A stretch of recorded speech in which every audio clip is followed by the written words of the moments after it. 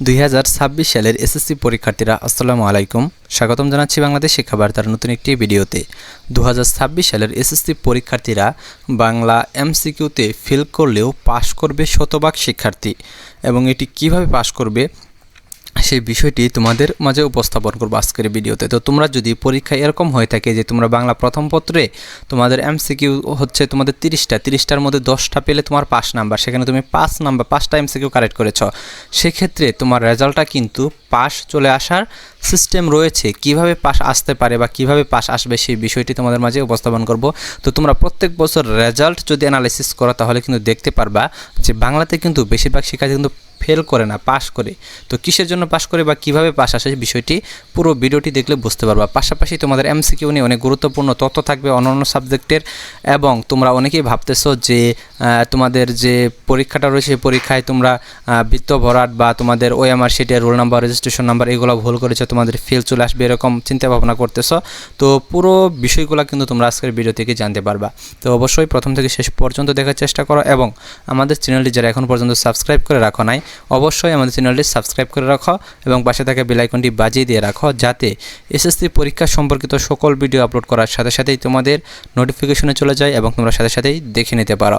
আরেকটা বিষয় হচ্ছে যে তোমাদের সামনে কলেজের ভর্তি রয়েছে, রেজাল্ট, ভর্তি, এইচএসসি পর্যায়ে তোমাদের বিভিন্ন তথ্য ইনফরমেশন প্রয়োজন হবে, সেগুলো কিন্তু আমাদের আরেকটি চ্যানেলে তোমরা পেয়ে যাবা। তো চ্যানেলের লিঙ্ক এবং ফেসবুক পেজের লিঙ্ক এই ভিডিওর প্রথম কমেন্টে দেওয়া থাকবে, তোমরা অবশ্যই সাবস্ক্রাইব করে রাখবা এবং ফলো দিয়ে রাখবা। সো আসুন মূল বিষয় চলে আসি।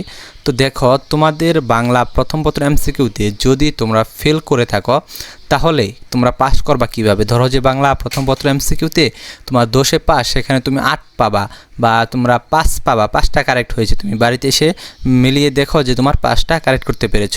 তো এখন তুমি ভাবতেছো যে ফেল করবা, তো তোমাদের পাস করার যে সম্ভাবনাটা সেটা কোথায় সেটা তোমাদের বলে দিচ্ছি। যে তোমাদের বাংলা প্রথম পত্র এবং দ্বিতীয় পত্র দুইটা মিলে কিন্তু তোমাদের রেজাল্ট কিন্তু কাউন্ট করা হয়। তোমাদের এটা নিয়ে কিন্তু কথা বলেছিলাম যে ইংরেজি প্রথম পত্র এবং দ্বিতীয় পত্র কিন্তু তোমাদের দুইটা মিলে নাম্বার কাউন্ট করা হয়, কিন্তু এখানে যেহেতু এমসিকিউ আছে বাংলা প্রথম পত্র দ্বিতীয় পত্রে, এখানে তোমাদের মধ্যে একটা ধোঁয়াশা আছে যে যেহেতু লিখিত নাম্বার দুইটা মিলে পাস করা, কিন্তু এমসিকিউতেও কি করা হয় নাকি এমসিকিউতে আলাদা আলাদাভাবে পাস করতে হয়, এই বিষয়টি নিয়ে কিন্তু তোমরা ক্লিয়ার না। তো বিষয়টি তোমাদের ক্লিয়ার করে দিচ্ছি যে এমসিকিউ তো তোমাদের দুইটা একসাথে করে তারপরে তোমাদের পাস করানো হবে, এবং তোমাদের সিকিউতেও দুইটা একসাথে করে তারপরে তোমাদের পাস করানো হবে। তার মানে হচ্ছে যে বাংলাতে এবং ইংরেজিতে কোনো শিক্ষার্থী ফেল পড়ার সম্ভাবনা খুবই কম। যারা ফেল করবে তারা মনে করো যে একবারে কিছুই পারে না, এরকম অবস্থা। তো মোটামুটি যারা স্টুডেন্ট রয়েছে যারা ফেল করেছে তারা কিন্তু অনায়াসে পাস করে যাবে। কারণ হচ্ছে যে তুমি ধরো বাংলা প্রথম পত্র এবং বাংলা দ্বিতীয় পত্র দুইটা মিলে যদি তোমার এমসিকিউ যদি হয় তোমার 60টা, তাহলে 60টা এমসিকিউ হলে সেখান থেকে তোমার 5 নাম্বার হচ্ছে কত, 10 20। তো দুইটা মিলে তোমরা যদি 20 পাও তাহলে কিন্তু তোমার বাংলাতে এমসিকিউতে পাস হয়ে যাবে। তো একটাতে 5 পেলা আরেকটাতে 15 পেলা, তাহলেই পাস, এখানে টেনশন করার কোনো কারণ নাই। আরেকটা বিষয় হচ্ছে সিকিউতে তোমার সেম সিস্টেম, সিকিউতে তোমাদের 23-এ পাস। তো যেহেতু তোমার 70 নাম্বারের মধ্যে পরীক্ষা, তো সেখানে তুমি যদি সিকিউতে 23 দুগুণে কত হয় তোমার 20 দুগুণে 46 নাম্বার, 23 দুগুণে 46 নাম্বার, দুইটা মিলে যদি তুমি 46 নাম্বার পাও তাহলে কিন্তু তোমার পাস নাম্বার কিন্তু চলে আসবে। এটা নিয়ে টেনশন করার কোনো কারণ নাই। ইংরেজিতে একই সিস্টেম, একইভাবে তোমরা পাস করে যাবা। তো আরেকটা বিষয় হচ্ছে অন্যান্য যে বিষয়গুলো রয়েছে সেগুলোর যে এমসিকিউগুলো রয়েছে সেই এমসিকিউগুলোতে কিন্তু বিষয়টা এই নিয়মটা কিন্তু খাটবে না, কারণ আর তোমাদের কোনো দ্বিতীয় পত্র নাই।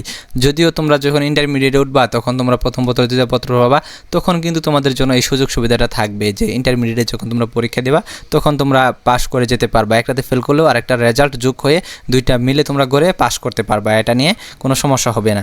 কিন্তু এই বছর আর কোনো সুযোগ নেই। আইসিটি বলো বা সামনে তোমাদের ম্যাথ পরীক্ষা বা অন্যান্য আরও পরীক্ষা রয়েছে, যে পরীক্ষার কথাই বলো না কেন কোনো পরীক্ষাতেই কিন্তু এটা সম্ভব না। তো তোমাদের অবশ্যই এই বিষয়টি মাথায় রাখতে হবে, এবং তোমরা যারা শিক্ষার্থীরা রয়েছে তোমরা অবশ্যই এই বিষয়গুলো মাথায় রেখে পরীক্ষা দেবে। আর তোমাদের এমসিকিউতে অনেকের রোল নাম্বার, রেজিস্ট্রেশন নাম্বার বা সিকিউ খাতাতে রোল নাম্বার, রেজিস্ট্রেশন নাম্বার তোমরা অনেকেই ভুল করে লিখেছ। তোমরা দেখা গেছে যে বৃত্ত ভরাটে অনেকে ভুল করেছ, অথবা উপরে যে ডিজিট লিখতে হয় সেখানে ভুল করেছ।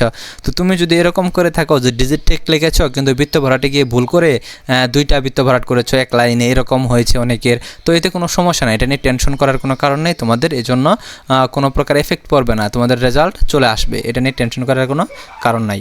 তো তো ধন্যবাদ সকলকে পুরো ভিডিওটি দেখার জন্য। তোমরা যারা এখন পর্যন্ত আমাদের চ্যানেলটি সাবস্ক্রাইব করে রাখো না, অবশ্যই সাবস্ক্রাইব করে রাখো এবং পাশে থাকা বেল আইকনটি বাজিয়ে দিয়ে রাখো।